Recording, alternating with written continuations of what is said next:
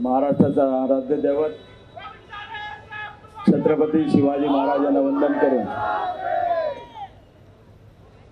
Bharat Ratna doctor Babasaheb Ambedkar, त्याचबरोबर हिंदू हृदय सम्राट शिवसेना प्रमुख बाळासाहेब ठाकरे आणि आमचे गुरुवर्य धर्मवीर आनंदीगे साहेब यांच्या स्मृतीस वंदन करून आज या ठिकाणी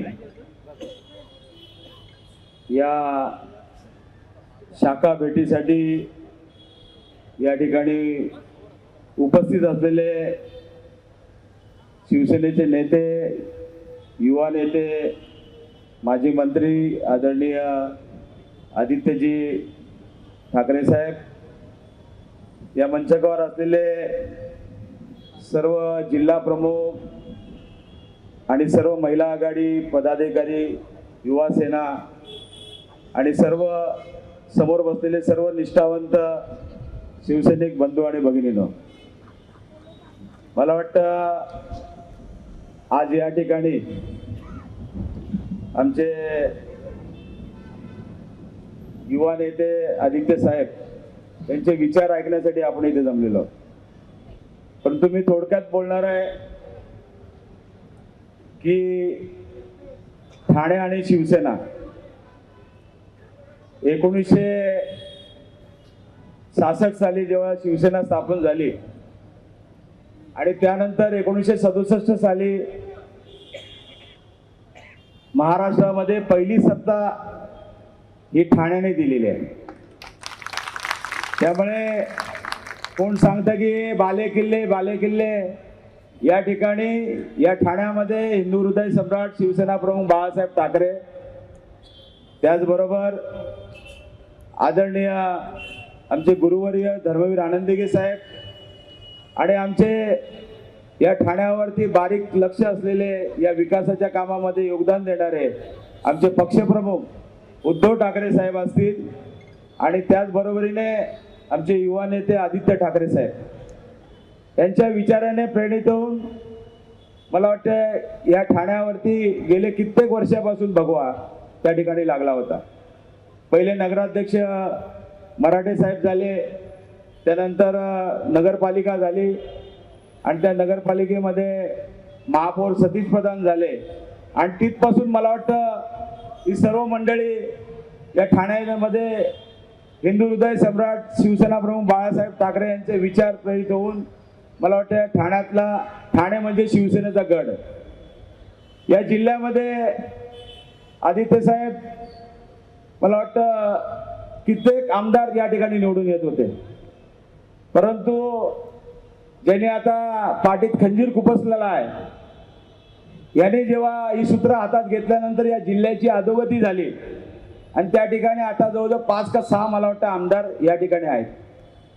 आणि हे करत असताना या जिल्ह्यामध्ये आज तुम्ही बघितलं असेल की काय परिस्थिती या देशामध्ये झालेली आहे. शेतकऱ्यांच्या वरती ज्या ठिकाणी आपल्या पंतप्रधानांनी त्या ठिकाणी आश्वासन दिलं होतं इलेक्शनच्या अगोदर की आम्ही शेतकऱ्यांना हमीभाव देऊ, परंतु आज शेतकऱ्यांना त्या ठिकाणी त्यांच्या हक्कासाठी गेल्यानंतर त्या ठिकाणी तुम्ही बघितलं असेल गोळीबार, त्याचबरोबर अश्रुधूर आणि सैन्य पाठवलेलं आहे तिकडे. म्हणजे या देशाची तुम्ही लोकसंख्या बघितलीत, या लोकसंख्येच्या 60% हा आपला शेतकरी आहे, अन्नदाता आहे. आणि या 60% लोकांच्या जी काही महत्वाची मागणी होती त्यासाठी त्यांना रस्त्यावरती यावं लागतंय. दिलेले आश्वासनं पाळले गेलेले नाहीत आणि म्हणून आज सर्व हवालदिल झालेले आहेत. कित्येक उद्योग या ठिकाणी गुजरातला गेलेले आहेत. आमच्या आदित्य साहेबांनी जेव्हा मंत्री होते तेव्हा त्या ठिकाणी डावसला जाऊन त्या ठिकाणी वेगवेगळे उद्योग या महाराष्ट्रामध्ये आणले होते, परंतु या मिंदेंनी ते उद्योग त्या ठिकाणी पळून दिले. आणि हे करत असताना आज कित्येक तरुण आज रोजगारासाठी त्या ठिकाणी धडपडत आहे. आज महागाई वाढलेली आहे, तिथे महिला बसलेल्या आहेत, गॅसचे दर वाढलेले आहेत, पेट्रोलचे दर वाढलेले आहेत, महागाई वाढलेली आहे. आणि असं असताना आज जे काही राज्यकर्ते काम करतायत, मला वाटतं येणारी जी निवडणूक आहे ती जनता नक्कीच त्यांची जागा दाखवली जाईल. आज या ठाण्यामध्ये गुंडशाही चालू आहे. महाराष्ट्रात काय चालू आहे तुम्हाला माहिती असेल. पर पोलीस स्टेशन मध्ये गोळीबार करतायत आमदार लोकप्रतिनिधी बीजेपीचे.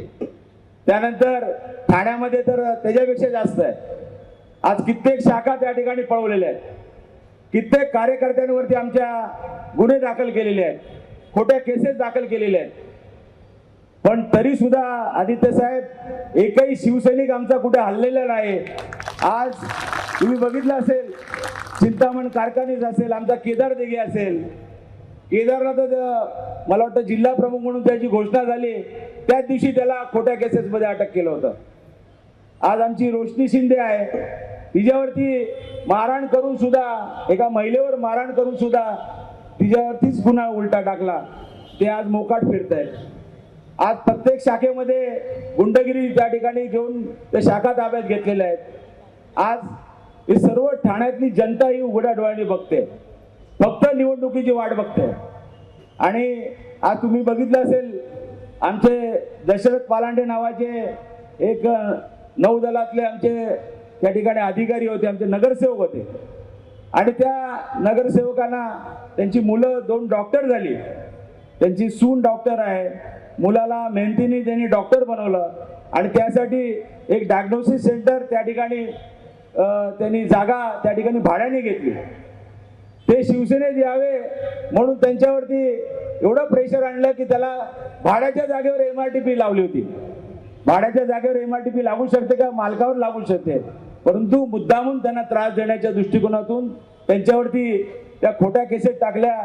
शेवटी अशा माजी नगरसेवकाला ज्यांनी त्या विभागातून त्यांना आमदार बनवलं, नेते बनवलं, आणि त्यांच्यावरतीच गुन्हे दाखल करण्याचं काम चालू आहे. आमच्या इथे मोहिते मॅडम बसलेले आहेत. दिघे साहेबांनी त्यांना झुणका भाकर केंद्र दिलं होतं. त्या झुणका भाकरला सुद्धा त्या ठिकाणी सील लावलं. त्यांच्या मुलाच्या हॉटेलवरती त्या ठिकाणी सर्व कारवाई करून त्याचं सामान जप्त केलं.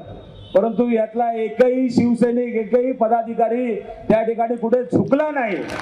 आणि म्हणून या सर्वांना मी धन्यवाद देतो.